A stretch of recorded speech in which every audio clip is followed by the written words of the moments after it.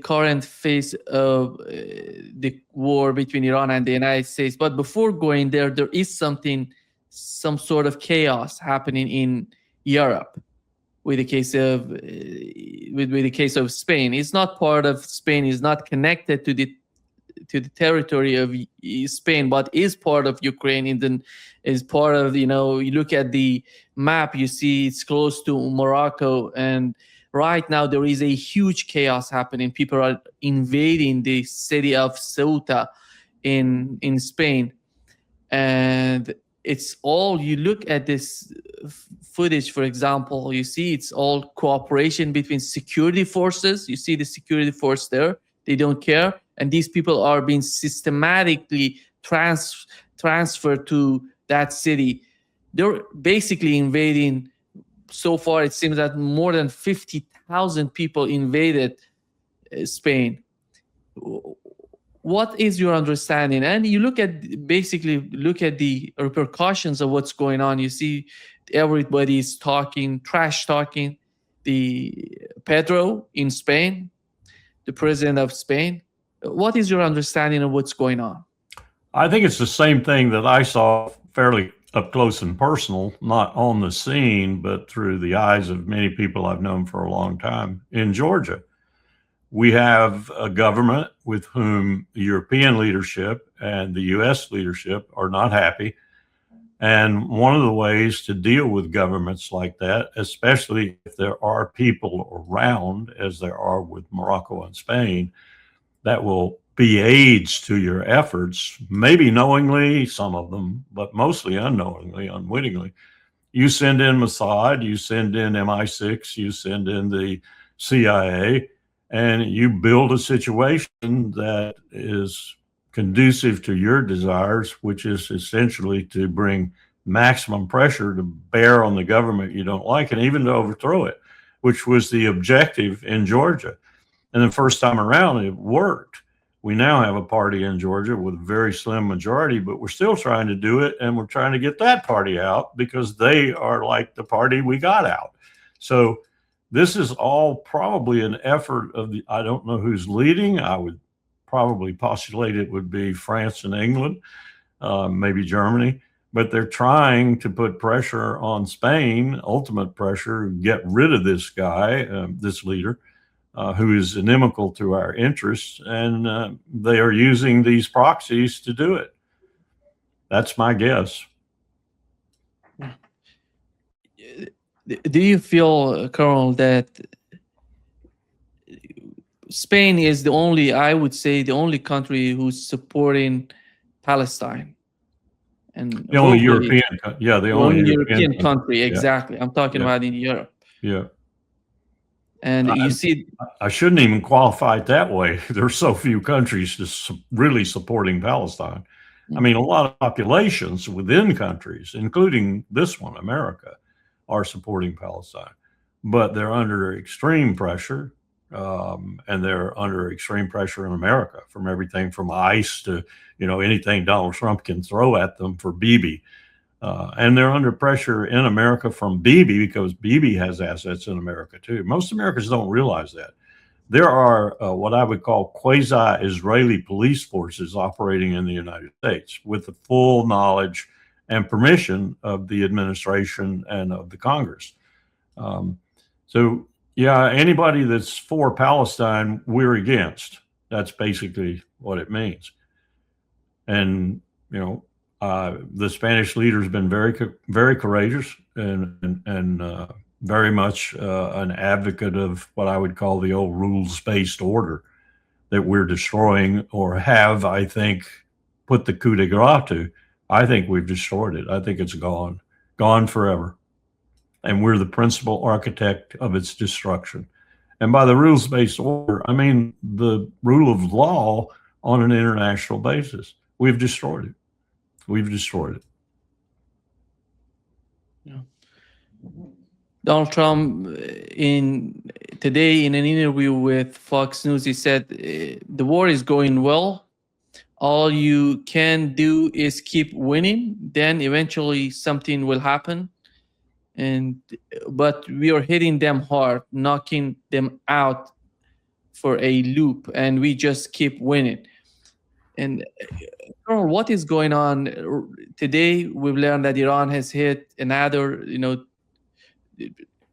it seems that the United States is still trying to penetrate the Strait of Hormuz, which 2 of these vessels or ships were hit by Iranian missiles or drones. 4 of them retreated because of that pressure. And one of the tankers that Iran let to pass through the Strait of Hormuz, which was the Qatari vessel, oil tanker, that vessel retreated or turned back because the United States blockade on Iran. You see, nothing is happening. The one that Iran lets to pass through, the United States doesn't let to pass. And then the one the United States is trying to do, nothing is happening there. And what is the policy? What is your understanding of the current situation in the Strait of Hormuz? Are we seeing new escalations happening? I think what we're seeing is absolute fecklessness on the part of the empire. I don't think we know what we're doing. I don't think we know what we're targeting at any given moment. And I think this latest round and any subsequent rounds are just blatant indications of our inability to have anything new in the way of tactics, let alone strategy. I don't think we know how to get out of this mess. And I go back to my contention, and I think others' contention too. Mearsheimer has made a real point of this, that the arbitration points, the significant points of leverage that Iran has, are the Strait of Hormuz, as you're demonstrating with your remarks, and the nuclear program.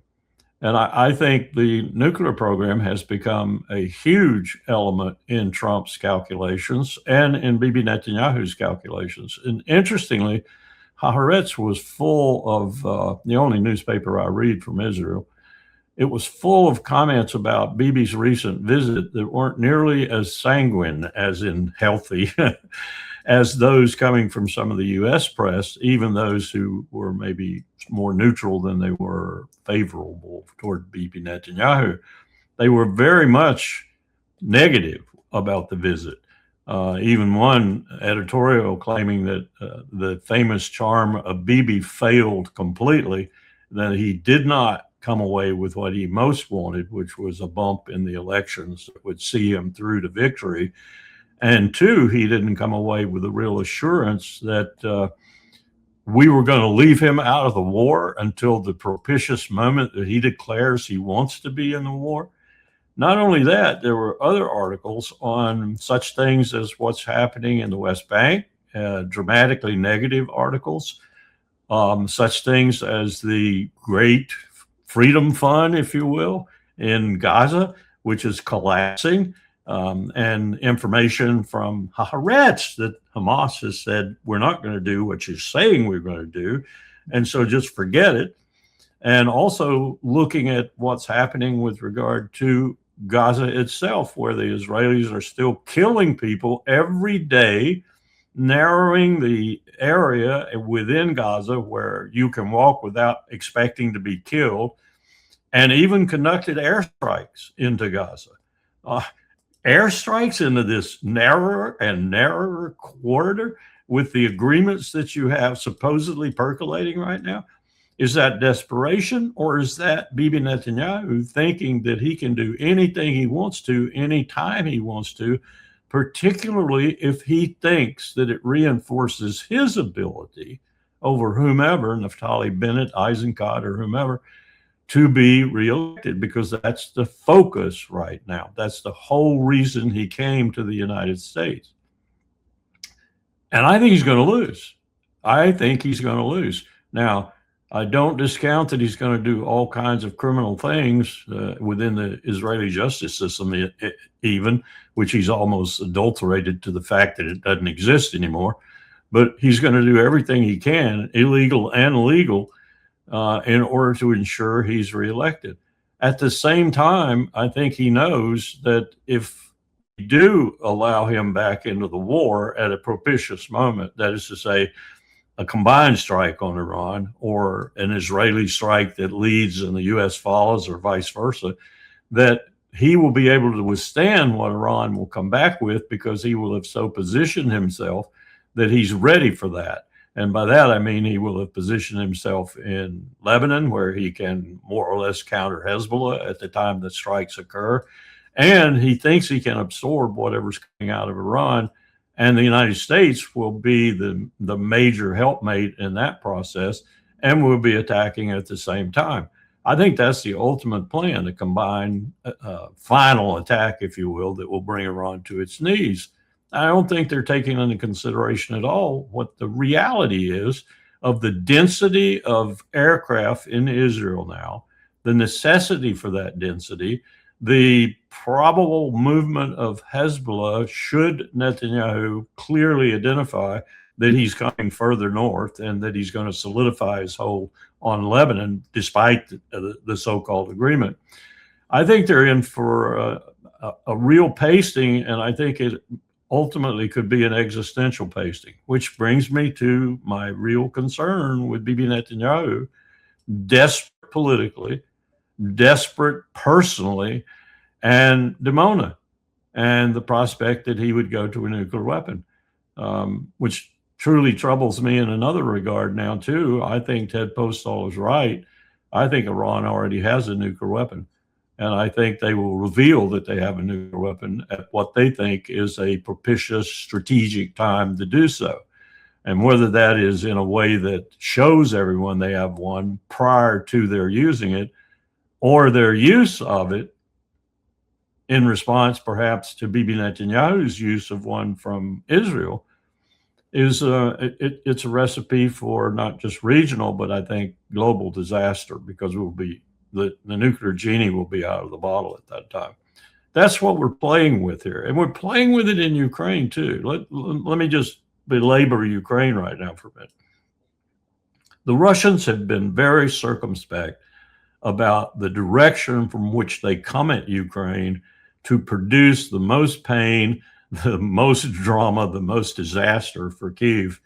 And at the same time, not take any more civilian and other, even military lives than they have to. Now, you might call that the sort of Liddell Hart indirect approach, if you want. Now, waking up to the fact, or having always known it, but not wanted to exploit it to the extent they are now, that Odessa is key, absolutely key to any future that even a rump state of Ukraine would have. They are now blockading the ports around and the port of Odessa. That means there is no lifeline whatsoever for Ukraine, because I have it on fairly good authority that other countries around Ukraine are fed up with this war, Poland most prominent of all. Poland is shifting, even as I speak, in terms of its political structure, its attitude towards Moscow, and its attitude towards Ukraine as a result of that.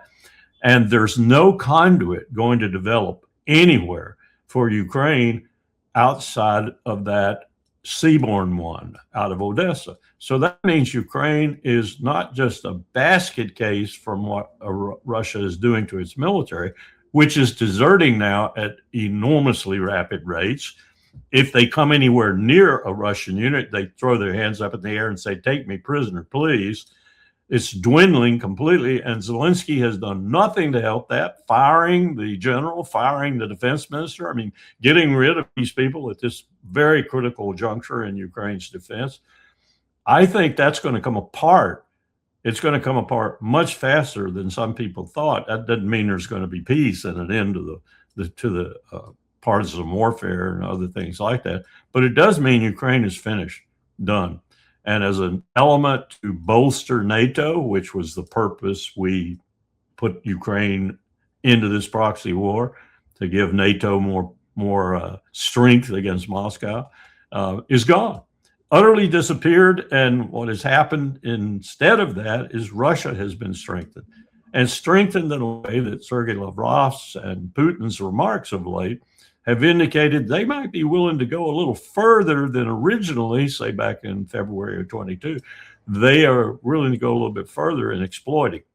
What that means, I don't know, but I do think it means that we are stuck in both theaters of war, the one in the heart of Europe and the one in Southwest Asia. We are stuck with three things: a terrible, defeated strategy on both fronts; two, nuclear powers on both fronts, and I don't just mean Israel; and three, no idea whatsoever how to deal with this.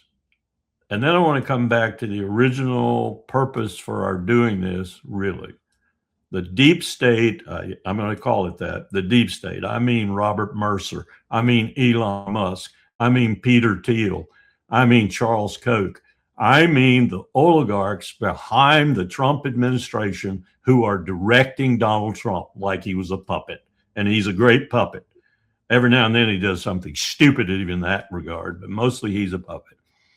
They are now realizing that this effort to get at China through these different proxy wars, to stop China's inexorable movement, inexorable gain of power to the point where they are very soon, if not already, the most powerful economic entity in the world, which is what counts in this world, their effort has failed.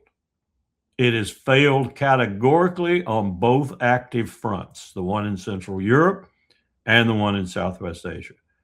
It's failed for different reasons in both places, but it has failed. What the hell do they do now? Because they're going to become increasingly desperate. They have allied themselves in many respects with Bibi Netanyahu and his greater Israel effort. What does it mean for that? Particularly, what does it mean when, for example, Erdogan gets off his dead ass and finally picks a side? And there's no question in my mind what that side is going to be. It's going to be the side opposed to Israel and opposed to the empire. And it's going to be traumatic, and it's going to be decisive in that particular region of the world. But what does all of that mean? I think it means that we're looking very, very straightforwardly, those of us who understand what's happening, into a global conflict. We're looking at the opening days of a global conflict. We're looking at the stupid, leaden-headed, idiotic leaders like we looked at in 1914, or pick your occasion. We're looking at these people having brought us into this conflict with the ultimate goal, the ulterior motive of defeating China, or at least stopping her in her tracks with her incredible initiative to shift commerce basically from the maritime regime to the continental or the land regime, or at least significantly enough to benefit China majorly and her partners and allies, and to the detriment of those people in the world opposing it and who have the navies to oppose it. And that's Europe and the United States, mostly the United States. I don't know where that, incidentally, I'm still trying to figure out where South America turns out in that, and to a certain extent, Canada too, because they're not with us fully in this effort to do what we're doing. Maybe Argentina is, but I don't see any other South American state that's fully with us. I don't even see one whose leadership understands what I'm talking about. So here we are on the verge of a global conflict that has every indication it could go nuclear at any moment and at many different points. We're losing. They're winning, they being principally China, but China has probably 60% of the world on its side, at least figuratively, if not actually, but I think it's increasingly becoming actually. And the world is sitting here staring at it and not even understanding what the dimensions of this coming conflict are and how much it is going to affect their lives, how detrimental it's going to be to their lives. It's going to make the Morocco issue that you were just talking about insignificant, and many of these other issues insignificant too, because this is going to be a titanic struggle, and one in which I don't think we have a prayer in hell of triumphing in. So what do you do when you're licked and you have to go home with your tail between your legs and you're one of the leading nuclear powers in the world? This is what worries me. This is what concerns me. and it should concern every citizen of the world, but particularly of the American empire and all the states that still are hooked to it, like Japan, Korea, and so forth. I know that's a very dismal projection, but I think we're missing, in many respects, we're missing the forest for the trees, and the forest is ablaze. I think bringing the conflict, how the conflict is expanding itself in the West Asia. Look at Saudi Arabia attacking Yemen, attacking Iraq, and you have Zelensky and Netanyahu going to Washington, talking with Donald Trump. Both of them, their survival is at risk right now. They want to stay in their position, and the continuation of the war going to benefit them, both of them. For the case of Zelensky, it seems, I don't know if you saw his latest interview on Fox News. He basically says he's willing to merge the two wars. Yeah. Coming into the war with Iran, I would say Benjamin Netanyahu would be more than happy if Zelensky does that, and the United States somehow accepting the plan on the part of Ukrainians, because that means that Israel going to stay aside, and the war going to be, the United States and Ukraine against Iran and Russia. Somehow, it seems that in their mind going to be this way, because they're they're so comfortable with what's going on. The United States. Yeah, you're making my point. You're making my point graphically. This is going to be the maritime powers versus the continental powers, and the continental powers are going to crush the maritime powers. I mean, that's too simplistic, but that's essentially what we're looking at. We're looking at the continental powers now encompassing not just Russia alone or China alone. Good Lord, that's enough. Russia's the biggest country in the world, and China comes close. So I'm not talking about population. I'm talking about geography. I'm talking about extent, And now we've got Iran in there, which is not a small potato either. Big as Western Europe, diverse, lots of resources. If it were well taken care of, it could be a very, very powerful country. Now they're all together. And Turkey is going to throw its lot in, Nima. I'm telling you, it's going to throw its lot in, and it's going to be with that group and not with the maritime group. Now, friends at Naval War College in Newport probably detest me because I'm saying that, the world of Athens is going away. The world of Sparta is on the rise. It's not a very good analogy or metaphor because very different societies and such, but it is an apt analogy if you want to look at sea power versus land power.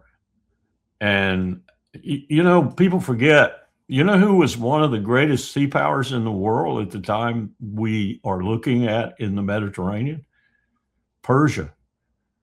The Persians tried. Storms and winds and a really rough sea, the Mediterranean Sea, and Greek opposition stopped them. But nonetheless, they had quite a bit of sea power too. It just got thwarted in the particular circumstances in which it was used. It could have gone the other way. But this is a colossal battle between those led by the United States who've grown accustomed to this maritime environment for so long, and China, who've decided, and her allies who've decided to change it. And strangely, Russia's in both environments. Look at what they're doing to blockade Odessa. They're using their naval forces. And people who tell me Russia doesn't have any naval experience or sea experience or blue water experience, they say that about China too, are just smoking something. I mean, they have plenty of experience. China has the largest deep sea fishing fleet in the world, over 6,000 vessels, huge vessels that stay at sea sometimes for 2 years and keep everything in refrigeration and then come back and offload it. As a matter of fact, they're disrupting the fish species and krill and shrimp and other things around the world considerably. But that said, they have lots of blue ocean experience. So it's not like they aren't with a maritime element, both Russia and China. And for that matter, Iran, though Donald Trump keeps saying over and over again, I've sunk their Navy, I've sunk their Navy, I've sunk their Navy. I see a lot of ships floating around Iran right now that belong to Iran. Nonetheless, this is a battle, a historic battle between maritime power, and land power is winning. Colonel, the economy of the new data shows that the economy of Saudi Arabia has shrunk by 4.8%. It's huge. Even it didn't happen during the COVID-19 and during those difficult days. But right now that's happening. And you see the attacks, the way they're expanding their conflict, two fronts right now. And they're talking about land invasion of Yemen. They want to do something, Tried that before. Yemen to defeat them. They tried that before. They got rebuffed. I mean, Saudi Arabia is in a real pickle right now. I just did an interview for the BBC. Interestingly, they taught me quite a bit during that interview. They were interviewing me because I was sort of in the government at the period of time they were looking at. And the period of time they were looking at was 9/11. And they were looking at Saudi complicity in 9/11. One of the statements I made in that interview was that, yes, the Saudi royals were involved in 9/11. I also said Saudi Arabia is the greatest state sponsor of terrorism on the face of the earth, not Iran, Saudi Arabia. Well, I learned a lot from that interview because the young lady who was in charge of the documentary they were making had done her research. And she revealed to me some of the things about what Saudi Arabia had done during and before 9/11. So my attitude towards Saudi Arabia was still one of some disgust, if not thinking them one of the most despicable countries in the world.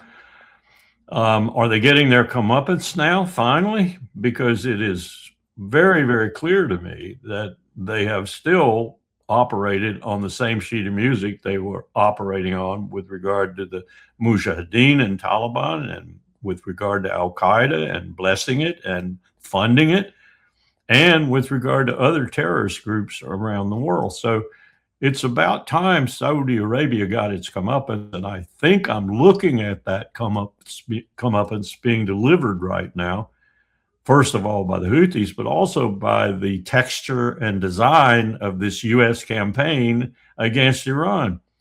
It's aiding and abetting the destruction of not only the GCC states on the Gulf, but also that one that is most removed from it, that's squeezed in, if you will, between the Red Sea and the Persian Gulf. I don't think Bibi Netanyahu's idea that this is all going to survive and that the Abraham Accords and everything's going to be all wonderful and Israel will be the tool in the middle that engineers all that, I think that's a farce right now. I think it's all a wash in what Trump has done, ostensibly for Israel, but he is expediting, speeding up, accelerating the destruction of the Jewish state in the Levant. Now, that's not the big thing that's happening. The big thing is this struggle between the East and the West, if you will. But it's all part of the same fabric right now. And as I've said, the danger here, and I think, just to get back to Saudi Arabia for a minute, I think it's gone. I think just like Israel is gone, I think Saudi Arabia is gone. At least it's gone as the state that it's been for the last, well, since FDR and the king met.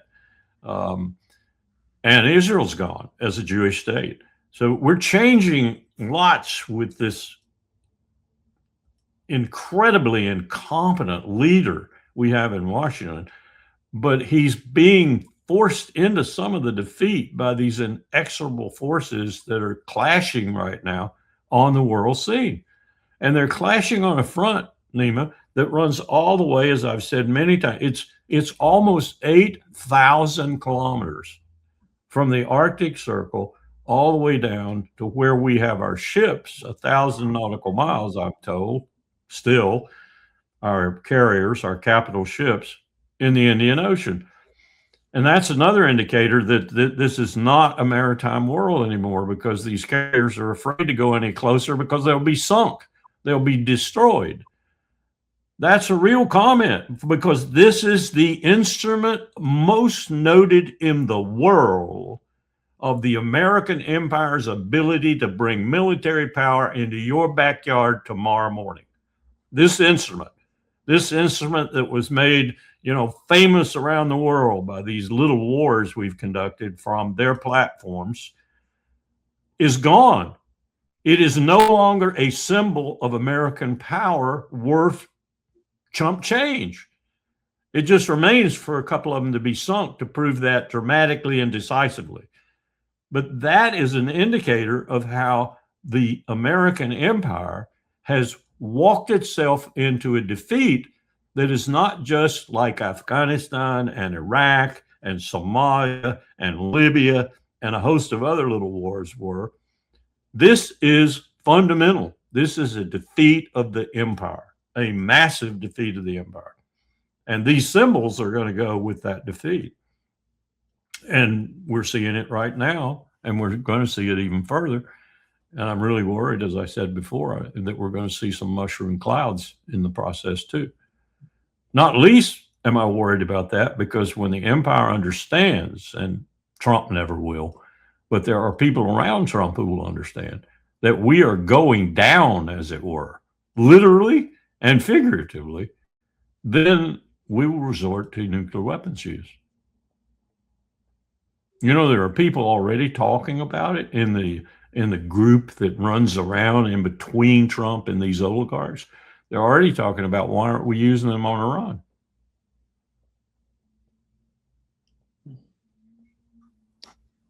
Do you think, Larry, do you see any possibility of Israel getting involved before the election happening in Israel? It'll all depend on how Netanyahu assesses his chances. I think his last-ditch effort, if he thinks he's going to be defeated, will be to search for that decisive victory over his principal enemy. And he'll do anything to bring that about, including dragging the United States in combination for a joint attack. But it won't happen until you'll see the precursor, I think, Nima, will be what he does that is violative of all the agreements, but very much designed to keep Hezbollah from entering the conflict once it commences in Lebanon. Watch his actions in Lebanon. And I've got a feeling Erdogan is watching that too.